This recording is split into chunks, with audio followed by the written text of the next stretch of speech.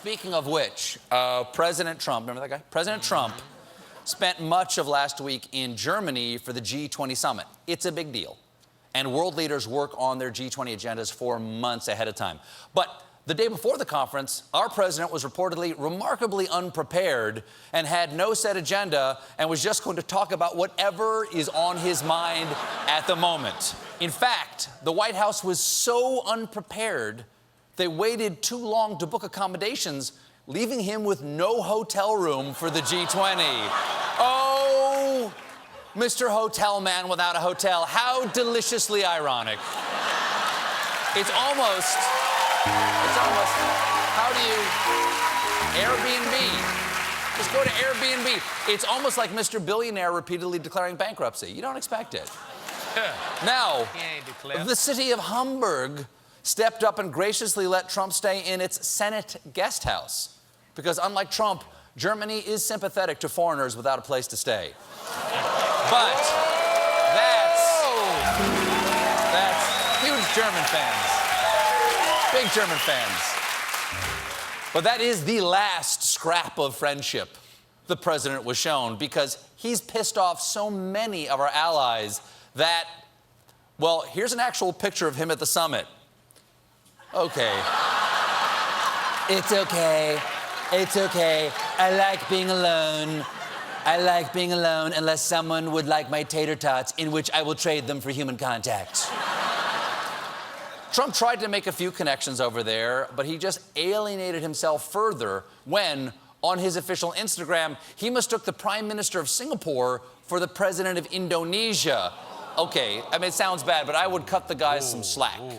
His previous international experience was the Miss Universe pageant, and I am sure he'd be able to identify all the world leaders if they would just wear their damn sashes. Of course. Gotta keep it on. Very nice. Logical. It's just logical. Keep it on. Logical. Know your name. Of course, the most anticipated moment was President Trump's face-to-face meeting with Vladimir Putin. I think it was Trump's 6-month performance review. And they hit it off.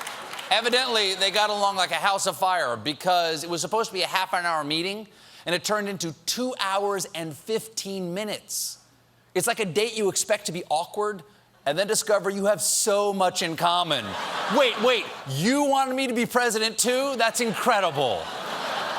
Wow. And immediately after the meeting, Trump addressed the Kremlin's shadow on his presidency.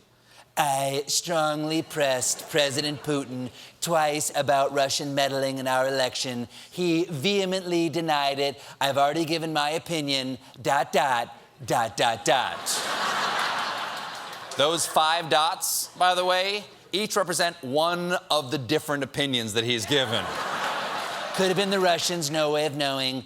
Could have been a fat guy on a bed in New Jersey. Could have been the Chinese or somebody else. There was no hacking, and Obama blew it. And you know,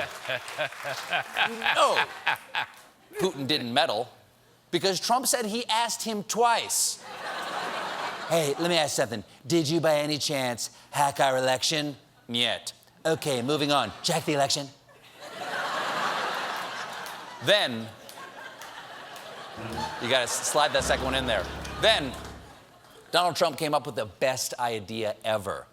Putin and I discussed forming an impenetrable cybersecurity unit so that election hacking and many other negative things will be guarded, ...